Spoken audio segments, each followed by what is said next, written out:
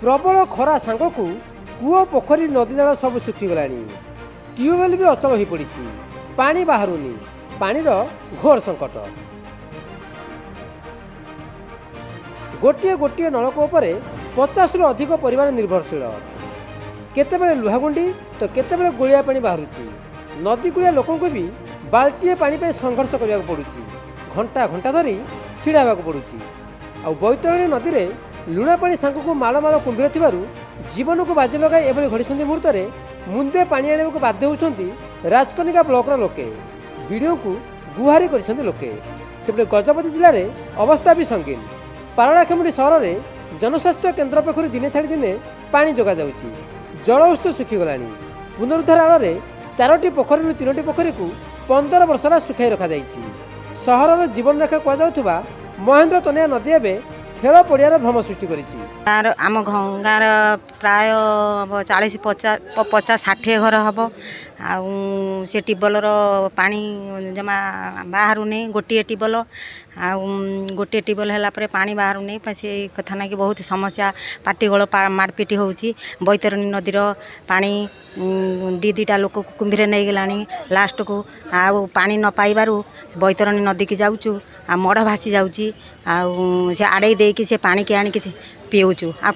पानी असुविधा अच्छी गोटे ट्यूबवेल से ट्यूबवेल भी भांगी जाइए से ठेकई चलैकी पानी बाहर करुचु से ट्यूबवेल पोक बाहर लुणा भी बाहर जो गुंडी खसुची जंग छाणिकी आनिकी पानी से पीऊचु। आज तो अभियोग आम पाइलु मुझे सहित कथा से देखिए जो नलकूप कहते से खराब अच्छी बोले रिपेयरिंग करेंगे पाइप वाटर केमी सफिशिएंट पानी सप्लाई हम से व्यवस्था कर जल कृष्णकुणी सरकार को घेरी विरोधी दल लोकों को पीवा पानी जगाइबारे सरकार फेल मासक भितर सबु समस्यार समाधान हो मंत्री को बाहास्पट धरा पड़गला केवल रंग बदल में माति सरकार पानी डहल बिकल होता लोक पानी जोगाई पारना पाइप वाटर प्रकल्प अचल हो पड़गला सेपटे पानीर घोर अभाव को स्वीकार कर सरकार ट्यूबवेल खोला गाड़ी भी पर्याप्त नहीं से समस्या बढ़ीगला चाषी अधिक जल व्यवहार नदीनाल जलस्तर खसीगला सरकार 24,000 नलकूप बसाक टार्गेट रखी एवं सुधा 10,600 नलकूप बसला पानी अभाव थिले सरपंच जगाइबे डीडीओ पीओ और जेई मानकु पानी समस्या नहीं लोके जनातु बोली कहछंती पानी जल मंत्री रवि नायक पूरा कहिके आस्तिले आमे मासकरे सब बदली देबु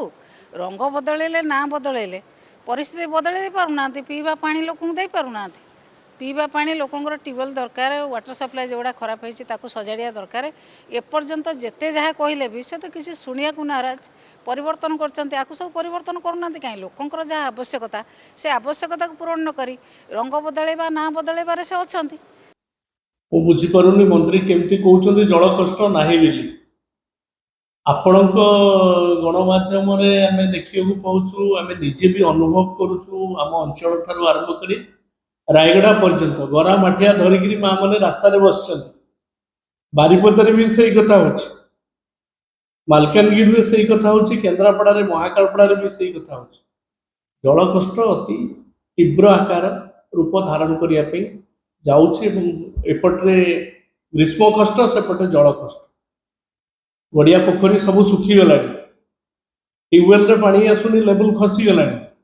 एवं ता सहित जो पाइप वाटर स्कीम गुड़िक थिला से पाइप वाटर स्कीम गुड़िक अनेक अचल होगी पड़ी ये सीजन रे कौन सी पाइप वाटर स्कीम को सचल करिवार व्यवस्था सरकार कलेनी 13टी प्रोजेक्ट रे हमर मेघा पानीय जल 13टी प्रोजेक्ट रे आमे हर घर जल आमे संपूर्ण भाव में दे पारुछु 13टी प्रोजेक्ट रे एवं 10टी प्रोजेक्ट अच्छी जोटा कि मेघा प्रोजेक्ट अच्छी आम 90% हर घर जल करूँ आउ 10% आमर बाकी अच्छी यार परे भी आउ जो भी आम रखी आम कमिशनिंग करि पारिछु जे पानी पहुँचे पारिछु गाँ गुंड को किंतु घर घर पहुँचवा कथा से घर घर पहुँचबारे आम कमिशनिंग करि पारि नाहु ए प्रकार भी आम पाखरे आहुरी 20-22टी प्रोजेक्ट अच्छी जहाँ को आम पानी पहुँची पारिछु किंतु हर घर जल करि पारि नाहु ता परवर्ती मुहूर्त आम 1000 सिंगल विलेज को ଆମେ ସମ୍ପୂର୍ଣ୍ଣ କରିଛୁ। ହର ଘର ଜଳ ଯେ ପ୍ରତ୍ୟେକ ଘରକୁ ପାଣି ଯିବ, ଏଇଟା ସିଙ୍ଗିଲ ଭିଲେଜ, ଏଇଟା 1000 କରିଛୁ। ଏ ଭିତରେ ତାକୁ ଆମେ ଲୋକାର୍ପଣ ବି ମୁଁ ଯେଉଁ ବିଷୟ କହିଲି ତାକୁ ବି ଆମେ ଲୋକାର୍ପଣ